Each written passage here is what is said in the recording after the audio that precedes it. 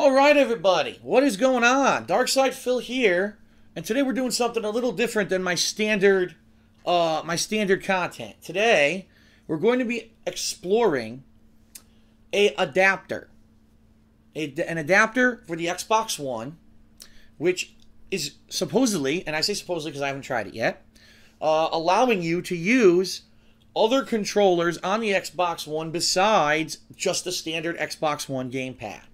Now you might say, well, what do you mean by that? What's the main purpose of this adapter? Why would you even want to do that? Well, as you can see, I'm sitting here on my Xbox One dashboard, and since its launch, the Xbox One has had this particular fighting game called Killer Instinct that is actually free to play. You can play one character a week for free, or you can purchase the game and get access to all the characters.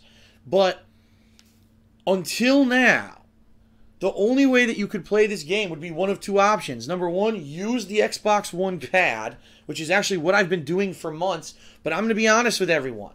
I grew up in arcades. I grew up in video arcades where you had a stand-up cabinet with a joystick and 6 buttons. And that is how you play fighting games, or at least that's how I grew up with it. I didn't grow up as a pad player, and trust me, there's nothing wrong. I know there's nothing wrong with playing on pad. There's a whole generation of people that when Street Fighter 4 came out, they played on the pad for the Xbox and the PS3. That's fine if that's what you like to do.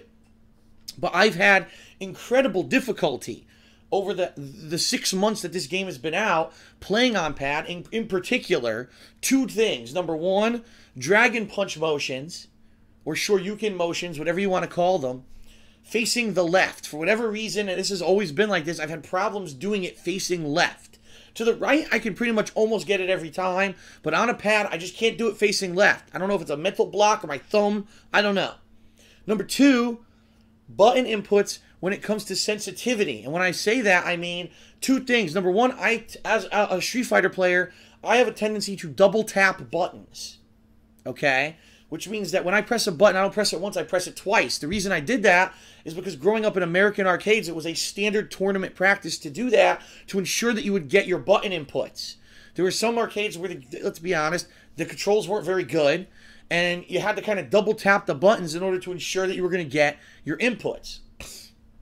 So number one, I tend to double tap, and when I do that on the Xbox One pad, it's incredibly sensitive, and sometimes it really registers multiple inputs to the point where I get stuff I don't want. Number two, I have found since I started playing this game in November that I get throw inputs when I really don't want them. I mean, it's doing something as simple as trying to do a light strength Shoryuken or Dragon Punch move, and I get a throw. And again, I have to think that must be the sensitivity of the Xbox One controller is very sensitive. So if I'm just even brushing over the kick, I get a throw instead of the move that I'm trying to do. Now, the only option outside of playing on the gamepad up to now has been buying an incredibly overpriced, and that is, I hate to say it, it's a fact, it's not my opinion, it's a fact that the Mad Catz official Killer Instinct Tournament Edition joystick is overpriced. $200 for a joystick with literally no optional features besides a hinge that allows you to pop the top up and change out buttons if a button dies or if your joystick is breaking. That is not worth the money, because you can easily take a screwdriver and open up any joystick and do the same thing and save yourself 60 bucks. All right? The joystick is priced at that price point because it's a monopoly. Because Mad Catz has the exclusive agreement with Microsoft to be the only third-party joystick manufacturer to be able to make a joystick for the Xbox One. And for months, people have had, okay, you can either play on pad or you can buy this incredibly overpriced joystick, which is a monopoly on the market. I have opted not to buy that joystick because I don't need one that pops open. I can open a joystick myself. I'm not 2 years old. I know how to use a screwdriver. Okay? So you've been stuck between a rock and a hard place for 6 months. What CronusMAX has done, that's the name of the company that made this adapter we're going to be exploring today.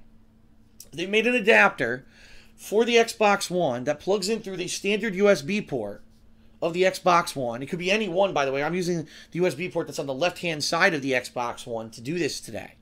And it should allow you, at least this is the premise of the product, to use any Xbox 360, PlayStation 3, Wii, yeah, I know, Wii controller, or even certain PC controllers, and the PlayStation 4 gamepad. That's right. Apparently, if you really just dislike the Xbox One pad and you own a PS4, this should allow you through a wired USB connection to actually use the PS4 gamepad, which is wild in my opinion. You could use PS4 pad on the competitor's console. That's nuts. Okay? So, some basics before we get started. Number one, this adapter, full disclosure, I don't work for the company. This is a review. Consider this video series a review of the product where I'm showing you my testing. Okay? This adapter is called the CronusMAX. I'm using the latest version that has the latest drivers, the latest firmware installed. I checked beforehand. How do you check? Well, you need to get a mini USB cable. Luckily, I had one around. And you plug it into your PC. And you go to the website, the CronusMAX website. And if you just go to the forums, they'll list the setup, initial setup. What do? You download this program that has all the drivers and stuff installed already. And you make sure that your CronusMAX has the latest stuff installed. Okay? So full disclosure, I've already done that. Number two, again, I'm not a paid spokesperson, so I'm going to give you all of the skinny on this product, meaning it's $60. And you might say to yourself, well, wait a minute. $60? That's really expensive for a freaking USB adapter, right? $60. And I agree with you. $60 is really expensive. I think that it is quite a pricey item. But the fact that if you were someone like me who already owns multiple joysticks, in fact, today we're going to test 4 different joysticks on this thing. Okay? If you own these joysticks already, the option of spending $60 to use all of them with your Xbox One versus buying a $200 joystick, it's still the better option. All right? If it works, because that's what we're doing right now. We're testing it. So what we're going to do is very simple. I'm going to explain to you the initial thing you need to do to get this to work with your Xbox One, because there's one verification step you have to use to get it to work. And we're going to test 4 joysticks on the Xbox One. We're going to do testing offline, okay? And then we're going to do testing online. We're going to test both, and we're going to see, gee, first of all, does it work at all? Do all the buttons work on my joysticks? How's the joystick responding to everything? We're also going to see, gee, does this add input lag to the game at all? Because that is a huge factor for anyone who's into competitive fighting games. If there's an added input lag, forget it.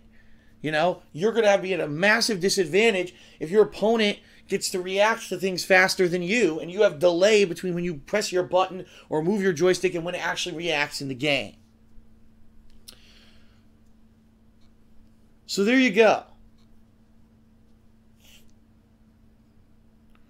Alright, so that was just the intro video. Alright, and the one thing that I want to end this video with is explaining to you how to get the adapter to work with your Xbox One before we jump into actually using the joysticks. It's very simple. This adapter, you plug it into any USB port on your Xbox One. The adapter will begin to blink and say AU. What that means, well, actually it doesn't say AU. Let me take that back. First it says A, then it says U. And then just keep saying that. A, and then U, and then A, and then U. It stands for authentication. What you're doing is you're trying to fool your Xbox One thinking that you have a Xbone or Xbox One controller plugged into it. You need to fool it. So in order to actually have the CronusMAX working, you need to have an Xbox One controller handy, and you need to have the actual USB cable for it handy. So that's full disclosure up front. You need those things to make this work. If you don't have that, you cannot use this adapter. And I didn't know that. And luckily I have that stuff all right here in front of me. So what you need to do, you plug the adapter into a USB port on your Xbox One. It'll begin to blink. And then you plug in your Xbox One gamepad into the USB cable, and the USB cable you plug into the CronusMAX adapter. What should happen when you turn on the controller is that the adapter will blink, recognize the controller, and then it will stop blinking AU and it will say 0. 0 is good. I don't know why, but 0 is good. okay? That means that your adapter is now calibrated. It has bypassed the security features of the Xbox One, and it is ready to accept any USB input. So then what you must do is unplug your Xbox One gamepad and plug in your controller of choice, and then begin to play, all right? So that's the initial setup. And now what we will do is actually try some joysticks with this sucker, okay? So I'm going to end this video right here. This is kind of the intro video explaining what we're doing. The next video, we'll be checking out one of the Mad Catz joysticks that I have already previously owned, all right? So I'll be right back with that.